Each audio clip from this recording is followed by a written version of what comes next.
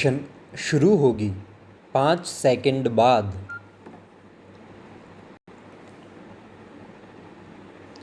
यदि हमारे पूर्वज युद्ध हारते ही रहे तो हम 1200 साल से जिंदा कैसे हैं? प्रश्नवाचक। हम 1200 सालों से हिंदू कैसे बने हुए हैं? प्रश्नवाचक। हमारे पूर्वजों की भूमि की चौहदी प्राय वैसी ही क्यों है? प्रश्नवाचक। और उसी चौहदी को पुनः हासिल करने को हम प्रतिबद्ध क्यों हैं? प्रश्नवाचक। पैरा। आजकल लोगों की एक सोच बन गई है कि राजपूतों ने लड़ाई तो की, लेकिन वे एक हारे हुए योद्धा थे जो कभी अलाउद्दीन से हारे, कभी बाबर से हारे, कभी अकबर से, कभी औरंगजेब से। विराम। पैरा। क्या वास्तव में ऐसा ही है? प्रश्नवाचक। यहाँ तक कि समाज में भी ऐसे कई राजपूत हैं जो महाराणा प्रताप, पृथ्वीराज चौहान आदि योद्धाओं को महान तो कहते हैं, लेकिन उनके मन में ये हारे हुए योद्धा ही हैं। विराम। महाराणा प्रताप के बारे में ऐसी पंक्तियाँ गर्व के साथ सुनाई जाती हैं।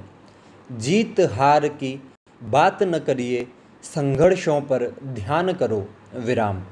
कुछ लोग जीत कर भी हार जाते हैं, कुछ हार कर भी जीत जाते हैं। विराम।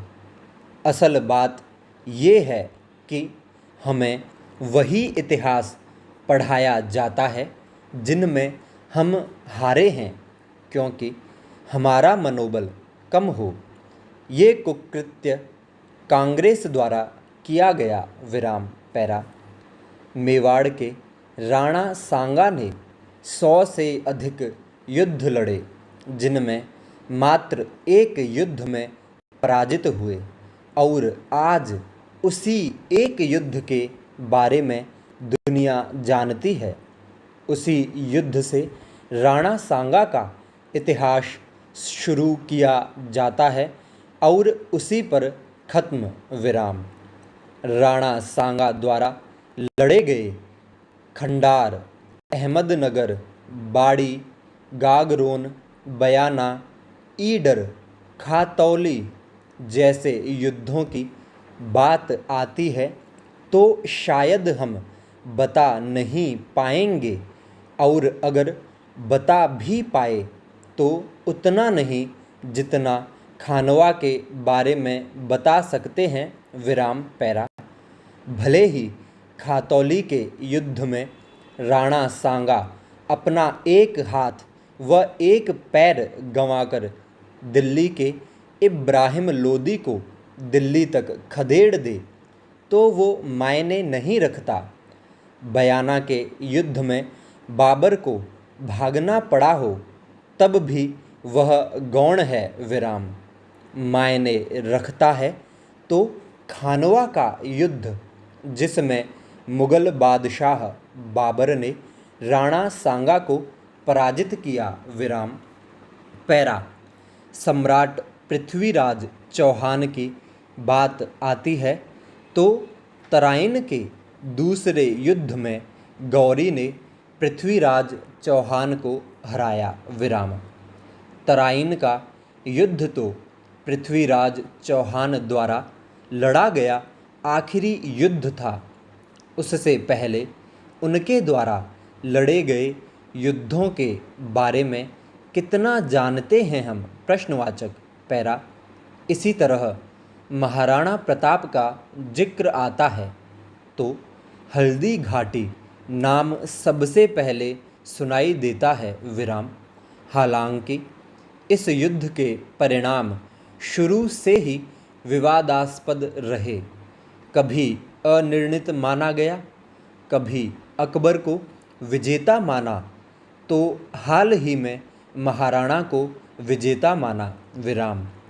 बहरहाल महाराणा प्रताप ने गोगुंदा, चावंड, मोही, मदारिया, कुंभलगढ़, ईडर, मांडल, दिवेर जैसे कुल 21 बड़े युद्ध जीते व 300 से अधिक मुगल छावनियों को ध्वस्त किया। विराम। महाराणा प्रताप के समय मेवाड़ में लगभग 50 दुर्ग थे, जिनमें से तकरीबन सभी पर मुगलों का अधिकार हो चुका था व 26 दुर्गों के नाम बदलकर मुस्लिम नाम रखे गए, जैसे उदयपुर बना मुहम्मदाबाद, चित्तौड़गढ़ बना अकबराबाद। विराम। फिर कैसे आज उदयपुर को हम उदयपुर के नाम से ही जानते हैं? प्रश्नवाचक। ये हमें कोई नहीं बताता। विराम। पैरा। असल में इन 50 में से 2 दुर्ग छोड़कर शेष सभी पर महाराणा प्रताप ने विजय प्राप्त की थी व लगभग संपूर्ण मेवाड़ पर दोबारा अधिकार किया था। विराम। दिवेर जैसे युद्ध में भले ही महाराणा के पुत्र अमर सिंह ने अकबर के काका सुल्तान खां को भाले के प्रहार से कवच समेत ही क्यों न भेद दिया हो, लेकिन हम तो सिर्फ हल्दी घाटी युद्ध का इतिहास पढ़ेंगे। बाकी युद्ध तो सब गौण हैं इसके आगे। विस्मयादिबोधक। पैरा। महाराणा अमर सिंह ने मुगल बादशाह जहांगीर से 17 बड़े युद्ध लड़े व 100 से अधिक मुगल चौकियां ध्वस्त कीं, लेकिन हमें सिर्फ ये पढ़ाया जाता है कि 1615 ईस्वी में महाराणा अमर सिंह ने मुगलों से संधि की। विराम। ये कोई नहीं बताएगा कि 1597 ईस्वी से 1615 ईस्वी के बीच क्या क्या हुआ। प्रश्नवाचक। पैरा। महाराणा कुंभा ने 32 दुर्ग बनवाए, कई ग्रंथ लिखे, विजय स्तंभ बनवाया, ये हम जानते हैं, पर क्या आप उनके द्वारा लड़े गए गिनती के 4-5 युद्धों के नाम भी बता सकते हैं? प्रश्नवाचक। महाराणा कुंभा ने आबू, मांडलगढ़, खटकड़, जहांजपुर, गागरोन, मांडू, नराणा, मलारना, अजमेर, मोडालगढ़, खाटू, जांगल प्रदेश, कांसली, नारदीय नगर, हमीरपुर, शोन्या नगरी, वायसपुर, धान्यनगर, सिंहपुर, बसंतगढ़, वासा, पिंडवाड़ा, शाकंबरी, सांभर, चाटसू, खंडेला, आमेर, सौहारे, जोगिनीपुर, विशाल नगर, जानागढ़, हमीरनगर, कोटड़ा, मल्लारगढ़, रणथंबोर, डूंगरपुर, बूंदी, नागौर, हाड़ौती समेत 100 से अधिक युद्ध लड़े व अपने पूरे जीवन काल में किसी भी युद्ध में पराजय का मुँह नहीं देखा। विराम। पैरा। चित्तौड़गढ़ दुर्ग की बात आती है तो सिर्फ 3 युद्धों की चर्चा होती है।